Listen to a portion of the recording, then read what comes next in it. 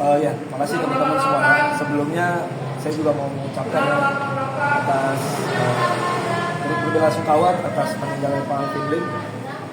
Mau bagaimanapun Pak Alvin Lim juga ada dalam kasus ini, pusaran kasus ini. Jadi saya beserta tim juga ingin mengucapkan berbela-sungkawa yang sedalam-dalamnya. Semoga segala dedikasi dan perjuangan dia selama sebagai seorang advokat akan dicatat sebagai kebaikan oleh Tuhan Yang Maha Esa. Oke teman-teman, jadi sidang hari ini seharusnya memang agenda pembacaan putusan vonis Aji tanggal 13 Januari. Cuma sebagaimana juga tadi teman-teman ketahui, dalam persidangan ada salah satu hakim anggota yang masih berhalangan sakit. Karena memang sebelum putusan itu hakim akan rapat permusyawaratan hakim dulu, RPH. Mereka akan memusyawarahkan untuk pembacaan vonis yang hasilnya mungkin akan dibacakan hari ini, tapi memang salah satu dari majelis berhalangan. Jadi akan ditunda di tanggal 16 Januari, hari Kamis. Ya, harapan kita ya sama, harapan kita karena kita sudah menjalankan seluruh proses hukum acara yang berjalan dari awal pembacaan dakwaan sampai dengan menghadirkan para saksi dan juga pembacaan tuntutan sampai pembelaan pledoi yang sudah kita sampaikan dalam persidangan. Harapan kita Aji akan mendapatkan vonis yang seringan-ringannya. Artinya vonis yang seringan-ringannya itu sesuai dengan rasa keadilan masyarakat, rasa keadilan hukum yang memang juga kita melihat banyak disuarakan oleh masyarakat, dan saya mengucapkan terima kasih. Mudah-mudahan di hari Kamis nanti tidak ada penundaan lagi pembacaan putusan dan vonisnya sesuai apa yang kita harapkan bersama-sama. Bang, kemarin tuntutannya berapa sih Bang, kalau boleh digaris balik? Oh iya, tuntutan 5 tahun yang dibacakan oleh jaksa penuntut umum. Ada nggak sih mungkin denda juga yang harus dibayarkan oleh Aji ke pihak nanti itu divonis mungkin ya.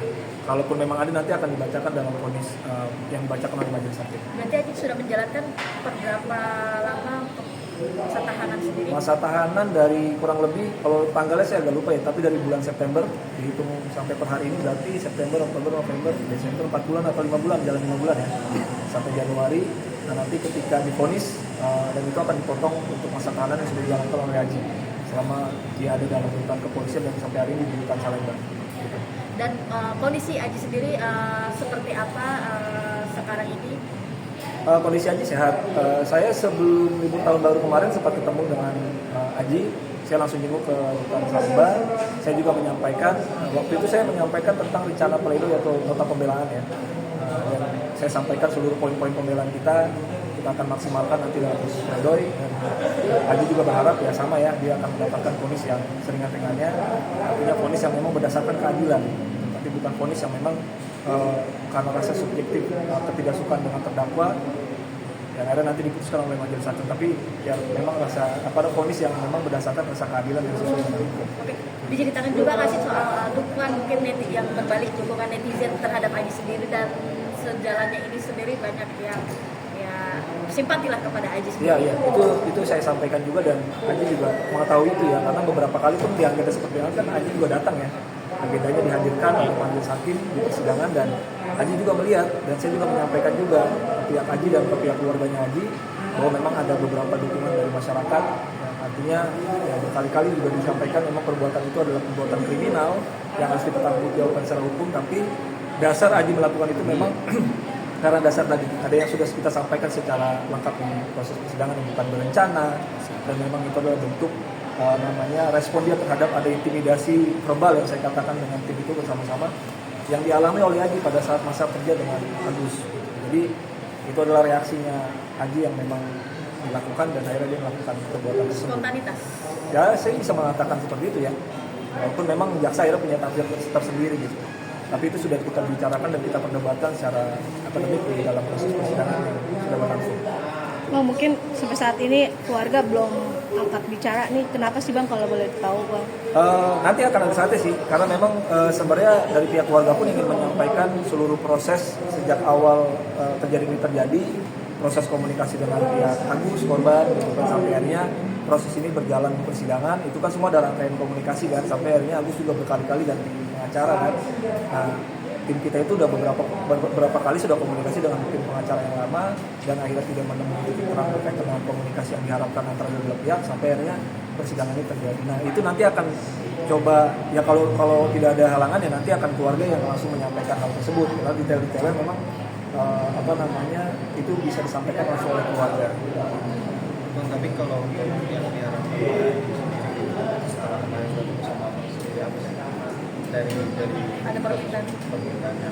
Ya dia sih secara keseluruhan dia melihat ya apa artinya pembelaan dari tim kita sangat all out kita dalam hal mengajukan bukti-bukti yang akhirnya juga bisa membuka sebenarnya apakah kader pidana yang dilakukan oleh itu pantas untuk dikenakan pasal yang telah disampaikan oleh jaksa yaitu berkaitan dengan 351 dan 353 perencanaan dan penganiayaan mengakibatkan luka berat. Ya aja harapannya juga dia sama ya dengan kita semua bahwa dia akan mendapatkan vonis akhirnya itu dengan vonis yang sering sebenarnya. Karena dia satu ya dia tidak pernah melakukan tindak pidana sebelumnya, dia sudah mengakui perbuatannya.